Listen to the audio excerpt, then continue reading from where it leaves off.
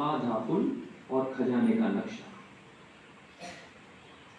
नाम 50, उम्र 16 साल, कक्षा 11, गुण जोश भी है और होश भी। किट्टी के लिए कुछ भी इम्पॉसिबल नहीं।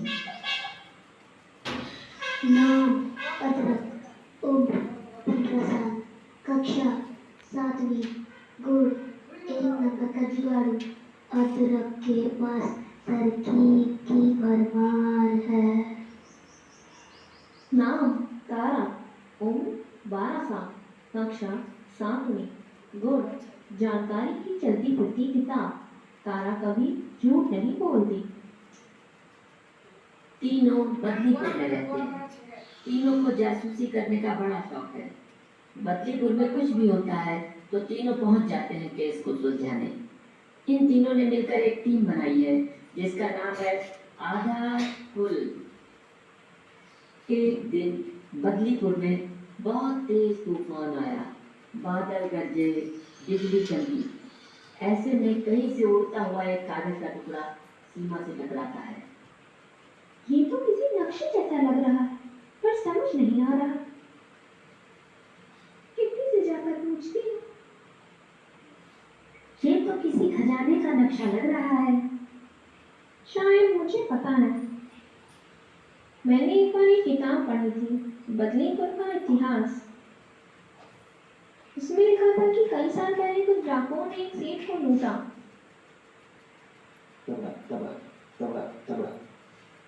फिर सारा धन कहीं लूट कर छुपा दिया था।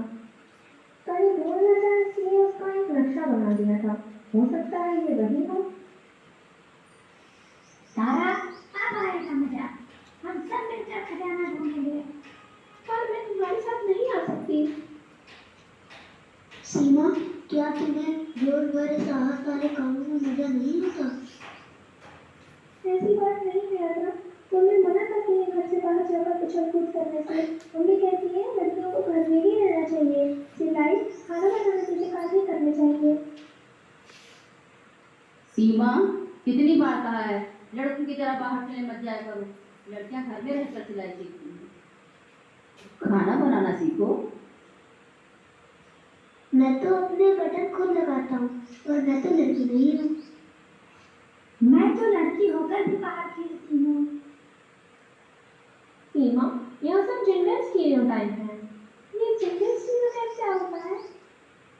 जेंडर का मतलब उस सामाजिक व्यवस्था से है जिसमें आप लड़के हैं या लड़की, इस आधार पर तय किया जाता है कि आपको कैसा दिखना चाहिए, कैसा चाल चलन होना चाहिए, कैसा बर्ताव करना चाहिए और क्या क्या काम करने चाहिए।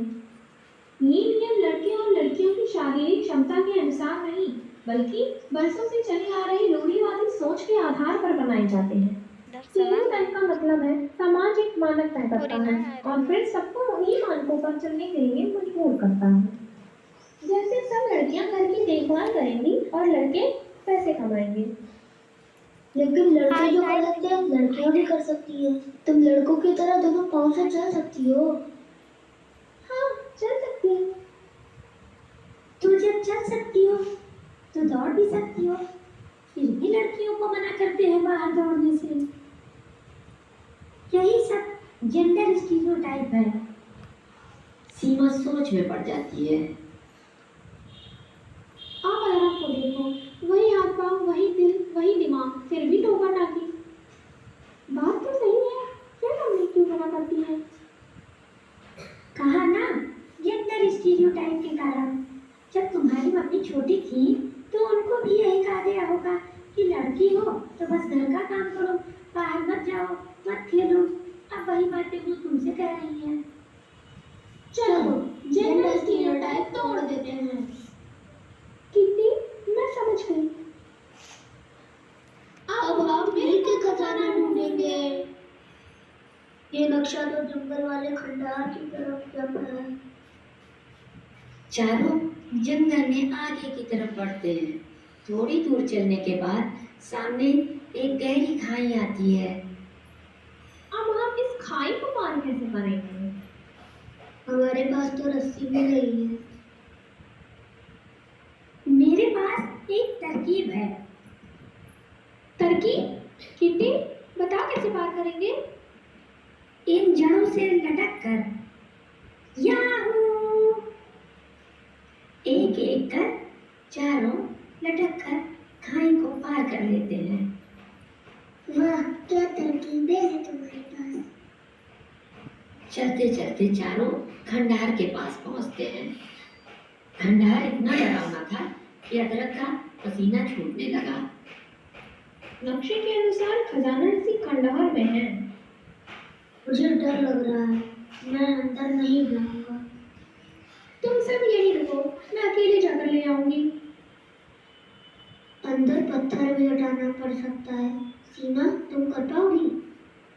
तुम भी जेंडर स्टीरियोटाइप में फंस गए। सोच रहे हो लड़की हूँ तो ये नहीं कर पाऊंगी। दिमाग लगाना हो या पत्थर हटाना, मैं कर लूंगी। सीमा अंदर जाती है और पत्थर को हटाकर नीचे छुपा खजाना ढूंढ लेती है। मिल गया खजाना। सीमा खजाना लेकर बाहर आती है तो सब खुशी में झूम उठते हैं। अगले दिन सारे अखबारों में सीमा का कारनामा छपता है। टीवी पर समाचार में भी आता है। लड़कियां वो सब कर सकती हैं जो लड़के कर सकते हैं। अरे वाह, लड़की होकर सीमा ने ये कर दिखाया। पापा, LSD, लड़का लड़की दोनों बराबर, बस आपके दिमाग में भी बराबर हो जाए। तो बच्चों, इस कहानी से आपने क्या सीखा? जब समाज निश्चित करता है कि लड़के और लड़कियां क्या कर सकते हैं और क्या नहीं कर सकते, उन्हें हम स्टीरियोटाइप कहते हैं। ये लड़के लड़कियों दोनों के लिए हानिकारक होते हैं और उन्हें जीवन में आगे बढ़ने से रोकते हैं। जैसे इसकी वजह से जिन लड़कों को खाना बनाने का शौक होता है, वो ये सोचकर काम नहीं करते कि खाना तो बस लड़कियों को बनाना चाहिए, और जिन लड़कियों को क्रिकेट खेलने का शौक होता है, वो ये सोचकर ये खेल नहीं खेलती कि सिर्फ लड़के इस खेल में आगे बढ़ सकते हैं। ये जरूरी है कि लड़के और लड़कियों दोनों को आगे बढ़ने के समान अवसर दिए जाएं। तो दोस्तों, अगर आपको ये कहानी पसंद आई तो वीडियो को लाइक कीजिए, चैनल को सब्सक्राइब कीजिए